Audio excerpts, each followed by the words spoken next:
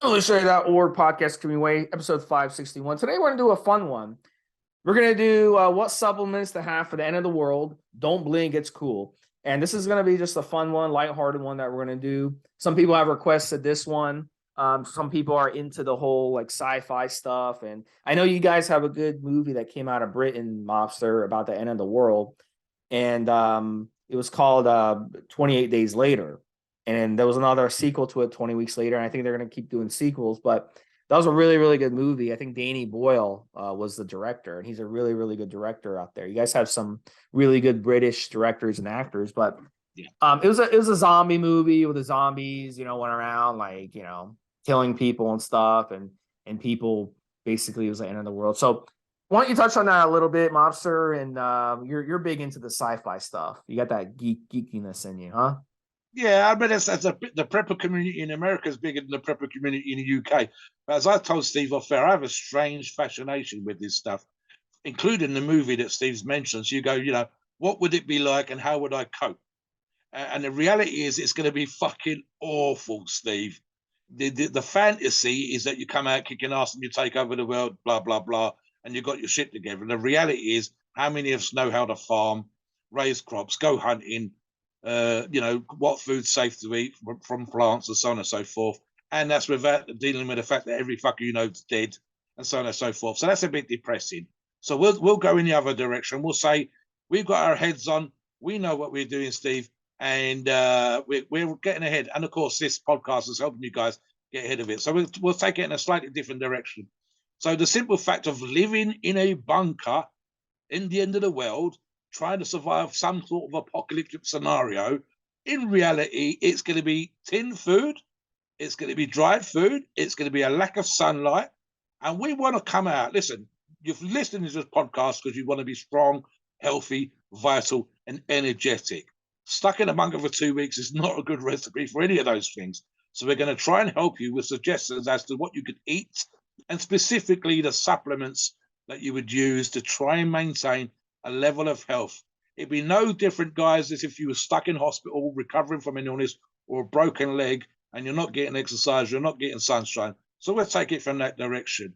So, Steve, well, obviously, a very simple approach here would be something like a multivitamin, but there are specific vitamins that you could use. So I've got a couple in mind, but I'll let you go first with your thoughts, and then I'll Yeah. jump in with a few of mine. So let's say you're in the city, okay, it's the end of the world. You've got to either be up in a high-rise building, because in that movie, that 20 Days Later, that's what they did originally. They were in a high-rise building. They get rainwater from rain. They trap it in buckets and they go on the roof to get rainwater. So now you got enough water because it does rain a lot, especially in your side of the pond, but it rains a lot in the United States too, certain cities. Now out west, it doesn't rain a lot. So if you're out west, you would basically that would be a big thing to worry about is water. So you'd probably need maybe if you're in a dry area where it didn't rain very often, you need some electrolytes because you're going to be lacking in water. You need something, a supplement also to clean water. So if you had to get like dirty water, you have to get something to kind of clean. Like if you had to like find a pond or a puddle of water or something, you'd have to basically disinfect that water, maybe something to kill bacteria, stuff like that. They have stuff like that. Like in Africa, they take the water and they put the chunks of pills in with the water, and it kind of cleans the water and make it potable so you can drink it. So that would be something I'd want. Something else I'd want if you're underground. We talked about this on the pre-show. If you're underground, you're not getting sun. So in that situation, you would need vitamin D pills. The vitamin D pills would help you offset the issues from not getting sun. But also, when you don't get vitamin D, you're also going to be deficient in other things. So yeah, a good multivitamin would be something that I would definitely want to get to compensate for that lack of minerals. But then on the third side, Mobster, because we saw that movie, they were eating a lot of processed stuff. Like they would raid like old gas stations or old places that had processed foods that could just sit there for months and months and months on the shelf. So you're not getting the proper nutrition when you eat all that processed food, things out of boxes, things out of packages, stuff like that. So yeah, a multivitamin would be something that would be very beneficial, especially if you're having to outrun zombies. you're not going to have the energy if you eat all that crappy food. So that would be something that would be off the bat. Now, in another situation, they did an American version of that movie with Will Smith. And in that movie, he was actually using a car to drive around to shoot deer. Now, the thing is, like, if you drive around and shoot the deer, that's going to be hard to do because now you would need a weapon, you would need a car, you would need gasoline to fill the car or whatever, need to charge the car, or whatever. So let's say you wouldn't be able to hunt, right? You didn't have what was needed. So now you need to become a scavenger. So you need to scavenge for food. You need to scavenge for old meat that's been eaten by another predator. You would have to scavenge for bugs. You would have to scavenge for any type of protein source you get to. So now you're talking about stomach upset. So one of the good things that I would definitely have, that might be the number one thing on my list, Mobster, is activated charcoal. Because this way, I basically, in case I had food poisoning, in case I had a really bad stomach ache, in case I had nausea or something, that would really suck, you know? So you could basically dehydrate yourself to death because it's going to be going out both ends. If you get really bad of food poisoning, you would kill yourself because you don't have access to an IV, you don't have access to hospital. So activated charcoal before or after your meals would be a lifesaver and would literally extend your life more than any other supplement we're probably going to talk about on this podcast. Like, so for real, I would want activated charcoal. Take a couple activated charcoal pills and I'm good. If I have to scavenge for some dead deer that's been sitting there for 3 days in the hot sun, I have to cut that thing up and cook it, and this way I don't get food poisoning. That would be a good one for me. So, Mobster, have some fun with this one. What are yours? Yeah, I'll give you an example, Steve. I mean, the accessibility to fresh milk would be next to minimal if it's all possible. There's, how many preppers do we know that have got a cow or a goat or something they can milk in their bunker plan? It just never happens.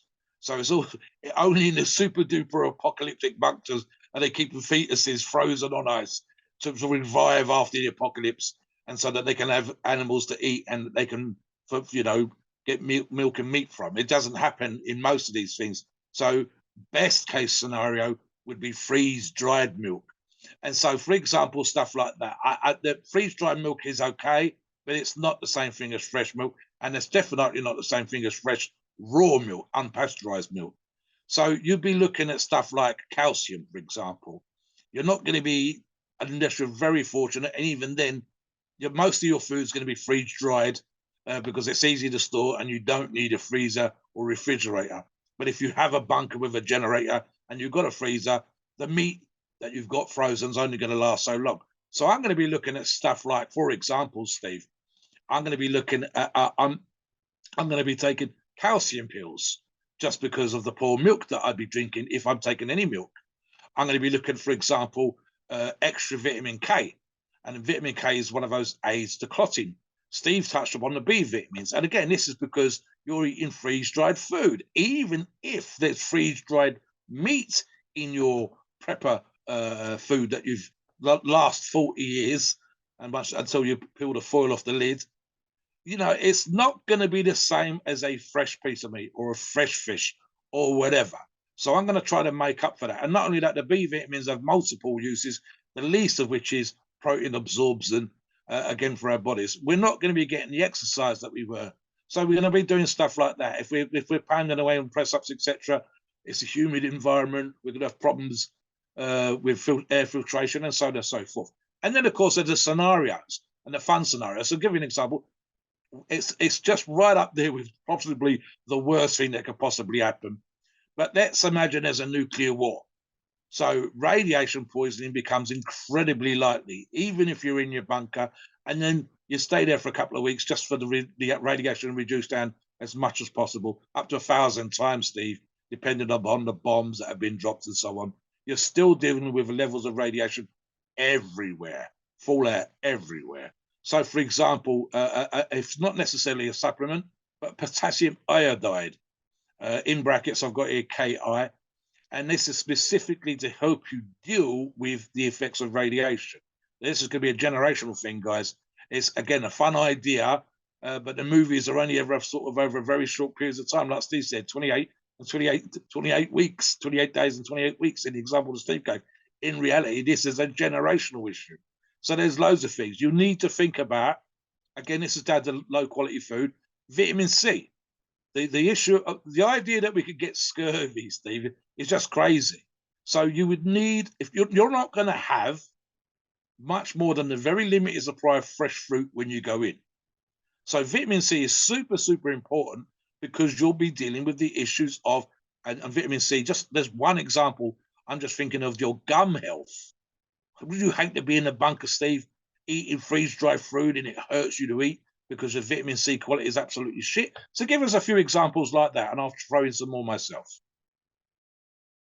Yeah, so it just depends on what you're able to get, because the problem is you're not going to be able to do much farming. I mean, at the end of the world, let's say it's a nuclear war, or it's a some type of pollution issue where the air is dirty or something, and or if it's a volcano that erupted or something where there's no sun, you're not going to be able to grow anything.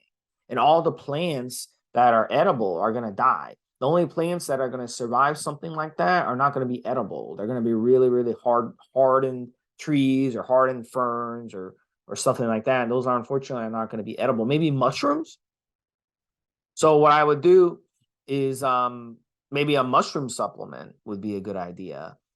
And maybe that would be an option for you if you wanted to try to. I think those are probably your best option. If you wanted to take a supplement that had some type of fruit and vegetable in it, and the benefits of it would be that. One of the things in broccoli, which is really good for cancer, and a lot of you don't know about this, is indole 3 carbinol, and that's a really good compound found in cruciferous vegetables such as broccoli, cauliflower, or anything like that. So that would be a supplement that would be really, really good.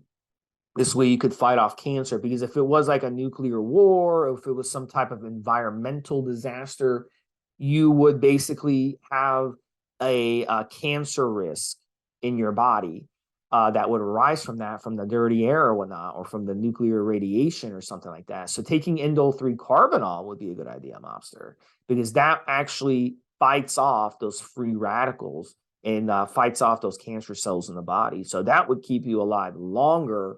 And because getting cancer in a situation like that, that would be a really, really horrible death.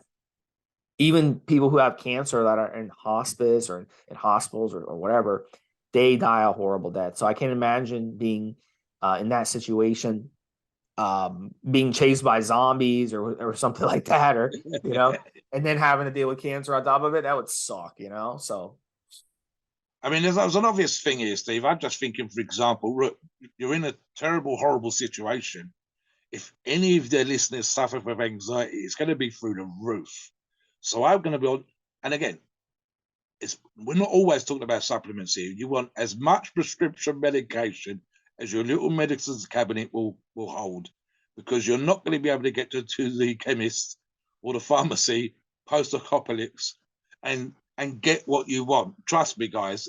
These situations ever happen. And I'm just thinking of tornadoes and hurricanes. The shops are empty. The pharmacies are empty. People go crazy. You're going to want like a year's or 2 years supply of aspirin. The same thing for any prescription medication you want. So if you guys are on Xanax, you're going to want a shitload of Xanax. And even that stuff has a shelf life. So I'd be looking for stuff that helps me naturally as much as possible. Now, whether that's a natural laxative, because again, you're eating freeze-dried food and you're rehydrating it with water, it's just not super good on the roughage. You might have problems either with too loose a stools or too hard a stool. If you have problems eating certain kind of foods, you're going to need some sort of digestive aid. So digestive enzymes would probably be a good thing. And bromelain is a great example to have in your shelter, in your bunker, in your hideaway. Just as that sort of thing. A great example, Steve, if you emerge from a bunker, and you talked about volcanic ash, here's another one. The natural habitat of life on Earth in this super apocalypse is going to be fucked up. And there could be a lot of dead bodies, animals, birds, fish, and human beings. So the insects are going to be absolutely fucking crazy. So I'm going to want stuff like insect creams. I'm going to be covered from head to toe. I mean, the idea you come out of there and it just everywhere stinks. I mean, just things, the suppression of the immune system. And again, that's because you haven't had good sunshine, you haven't had fresh vegetables, and you're coming out and you're having a forage. You might, as Steve said, you know, if you live in a town, you might be able to raid the shop because it caught everybody on hop, but equally the shelves might be empty. You might have to go house to house looking for food. And I mean and everybody else is doing the same. Those that are still alive are doing the same. So you want as much food stored as possible. You want I would actually want you to live away from the city, but getting away from the city when there's an apocalypse, super hard. It's almost everybody else has got the same idea. So there's just so many things on that things. I'm thinking, for example, skin bite creams and various creams again.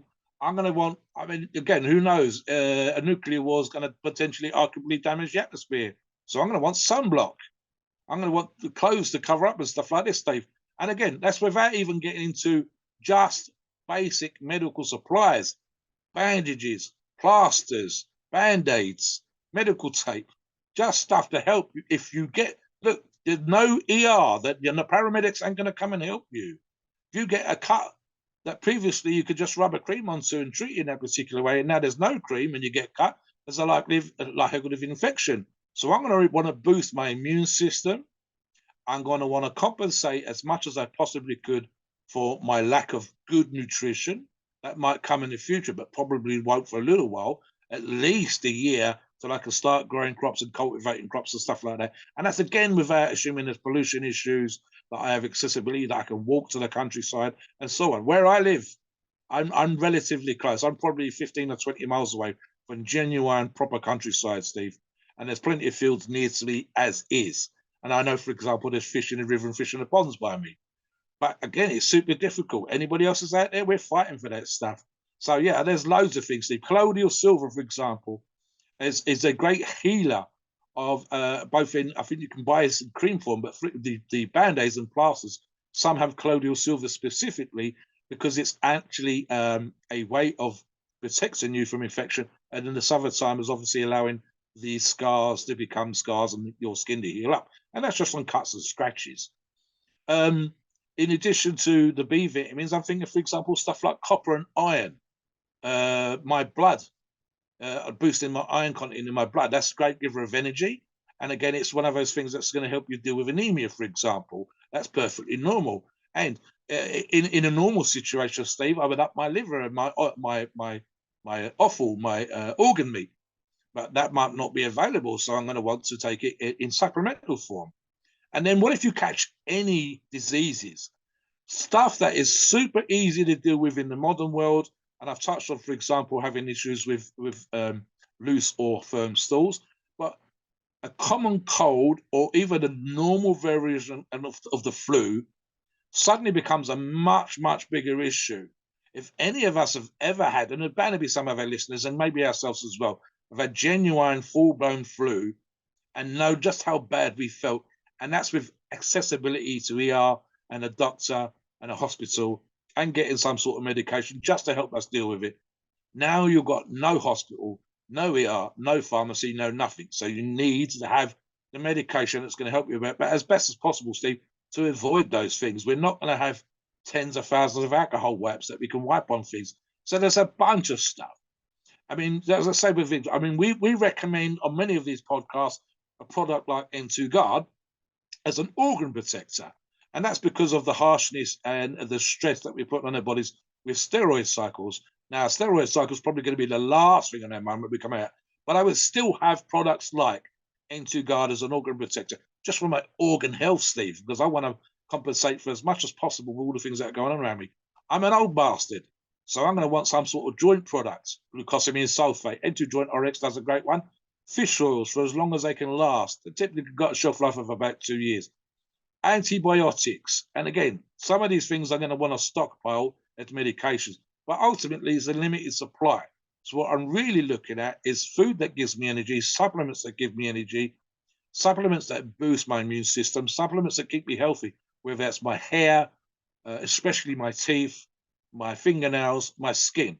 And again, I'm going to be surrounded by, especially in the initial year or so, after emerging from wherever the hell it is I've been able to protect myself, I'm being surrounded by stuff that can be contaminated, stuff that can kill me, animals that can eat me, insects that can bite me, and so on and so forth. So I need to think about in those terms the way to stay healthy as much as possible. Now, all joking aside, guys, because we're kind of half joking, really, we talk about this. Some of the things that we're talking about is stuff that we should actually apply to our daily lives now, because having good skin, good teeth, good eye health, that's a great one for fish health, Steve, just eye health. And having those things healthy now is how we learn. It sounds silly to talk about the end of the world, but being healthy now, having those things I've just mentioned healthy and in good shape, is actually a good pattern for your life, generally speaking, without necessarily rushing off to the doctors or the ER or whatever else. What do you think on that thing, Steve? That these products are actually good for us in this situation as we live and talk right this minute, rather than necessarily the end of the world, looking after ourselves and having that energy and our health. Yeah, I think it's very important in that situation more than ever to look at, pay attention to your health as much as you can, because now you need to be really strong just to survive. Now you're in a survival mode. Every day is going to be a fight for survival. And you never know what can happen. There's going to be people fighting each other for food and territory. It's going to be back to the primitive living. So you definitely want to be as strong as you can in the process. And if you're a weak person, you're not going to survive that situation. So, and one of the things we're going to end up having to do once things kind of balance out is regrowing the population so we can rebuild civilizations, and there can be a social dynamic in your communities, right? As we rebuild our humanity. And one of the things we need to do that is to have libido. So one of the supplements that I would really want is the tribulus, fenugreek, the fedosia, the mucuna prionis, all those supplements that really help boost our libido and boost our erections and all that stuff. It can be a beautiful thing, Mobster. Let's say you survive and there's like 5 men and there's like 50 women. You got a lot of work to do if you're going to rebuild the population there. We got to get more men to balance things out, right? So you're going to have to bang 5, 6 women, a day, different women, because you're going to try to kind of get them pregnant. So you got to boost your sperm count. So a good quality natural testosterone booster is going to help you here. So I would really go for those in the process that really do a good job of boosting your libido, boosting your erections, boosting your wands, boosting your fertility and all that stuff. And then zinc, very, very important. Yes. I think you mentioned iron, but you didn't mention zinc. Without zinc, you're not going to produce testosterone. So if you're eating a lot of processed junk off the shelves, you're not going to be getting any zinc at all from foods. So you're going to have to consume some zinc supplements to get your natural levels up, and your testosterone levels need to rebound. Otherwise, you're not even going to be able to do anything. These women are going to be like, these women aren't going to be interested in doing anything, and you're not going to be interested in doing anything. Everyone's just going to be miserable and so at least you can get some fun out of the situation on both ends. So think about it, Mobster. So you're going to have 50 women fighting over 5 guys. Yeah. Well, I don't know what movies you've been watching, Steve. You're going to have to take something, you're going to have to get some electrolyte supplements too. So you can kind of rehydrate. It's going to be a lot of loss of liquids in the process. Something else, Steve. I'm thinking, number one actually concern, above and beyond anything else, guys, is good, clean drinking water. So trust me, even if it's not necessarily a supplement, definitely get yourself one of those camping straws, although you want to get quite a few of those, and certainly a good water filter for your bunker, 100%. Something else you want to look at, Steve, and it's one of those things that you think you wouldn't need, but then this is a scenario we're dealing with here. I've actually got a book here on natural herbal medication, and it's literally, look, for foraging. What if you go for a walk, can you eat this leaf? And can you have this root? Can you have this berry? And so on and so forth. That would become super, super important. But there's also, for example, an argument to be made for herbal medication. And that means that you can, whether you're making a poultice, whether you grind it down into a powder and you have it in a capsule, whether you have it as a cream, whether you drink it as a tea, and so on and so forth. For example, there are certain products. Steve's already said you can have mushroom teas. that are kind of beneficial. They're obviously the mushrooms that we eat and the mushrooms that we get high on. But even the mushrooms we get high on, microdosed, have small but useful medical benefits. And that's how, for example, how medication that we recognize now came to be. It came from these fruits, it came from these plants, it came from these ingredients that were available to us. It's just that become more isolated and more specific. It came from, an example of, I'm thinking of penicillin, Steve, from a mold. And so we need to be able to recognize and look for these things.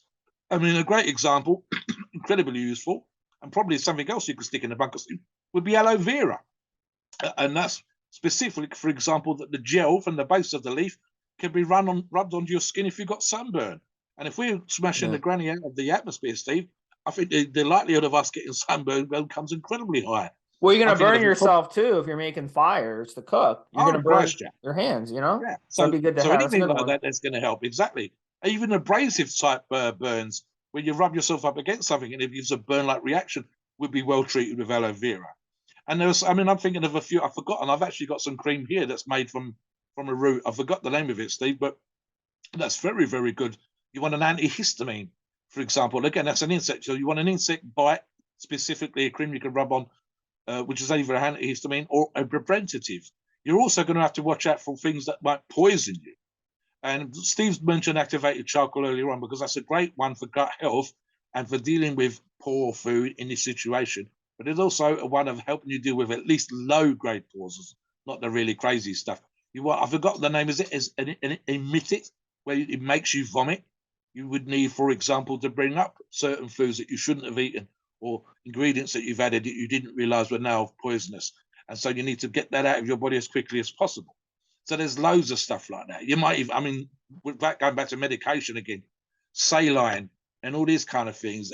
How much of you, I've got a semi-decent amount of medication here, Steve, whether that's ibuprofen, paracetamols, insect creams and stuff. I've got those kind of things here now. But how many of us would have these other kind of medications that might be incredibly necessary? How many of us would know how to set a bone if someone broke a leg? Literally, as it used to be. I mean, I'll give you a great example here, Steve, and it's a good way of thinking in these scenarios. I'm 58 as we record this podcast. If I was alive in primitive times, I would be the ancient man of the tribe. Steve would be an elder, wiser, older man of the tribe. 100%. Typical caveman that we think of with caveman, you was doing well if you hit 35. We would have died of abscesses on our gums. We would have died of infections from bites from animals. We would have died because they had to leave us behind when we broke a leg. Modern times, we don't have any of those situations, because any of those things happen to us right now. We go to the doctor, we go to the dentist, we go to ER. End of the world shit, we don't have accessibility to those things. So now we're in a situation that the group, if it is a group, do they take Steve and I along? I've got a broken leg. Do they take me with them? Or do they leave me there to die because I'm going to die, because they can't help me? The bone's sticking out of my flesh. I'm now fucked. Does someone know how to sew up a wound? Does someone know how to sew up a vein or an artery? You're in that kind of situation, guys. So it's going to be things like, I'm a great example, Steve. I would have several books. I've already got a couple on the subject, on the herbal medication, on apocalyptic type first aid. I would then go overboard with regards to bandages and creams and all those kind of things. I always have a short supply, and that's perfectly normal, because you can imagine our listeners are the same. I've got joint products, I've got fish oil, I've got vitamins here, but that's kind of it. End of the world stuff, I need a lot more than I've got, and I need probably the absolute minimum of a year's supply. So you have to kind of change your thinking. I'll give you an example, Steve, and it's half. A lot of the survivalist prepper type stuff that I read before was, the great subject was what gun to take with you. And it became like, you needed 47 different fucking guns. You need a sniper's rifle. You need a pistol for close combat. You needed listen, motherfuckers, it's going to come down to a shotgun or a rifle. And you then need lots and lots of ammunition, because this is your last chance to get that stuff. Unless you know how to make the powder that goes inside the bullets, and you know how to make the lead into the molds that's going to be used in the bullets, and how to get the copper it gets ridiculous. So you end up having 1 or 2 guns and a great many bullets. But it's kind of ironic that that's the way that the preppers and the survivalist community started to think, especially back in the 80s and 90s, Steve, when it became a thing. But they wasn't thinking about the vitamins. They wasn't thinking about the food. Most of the food, and I'm thinking, I know the brand, Steve, there's a company called Mountain House. It's got 25-year shelf life, but it's all freeze dried. It's all freeze dried. We should be looking at, and I think Steve's actually got a thing on this. I'll let Steve come in on this one.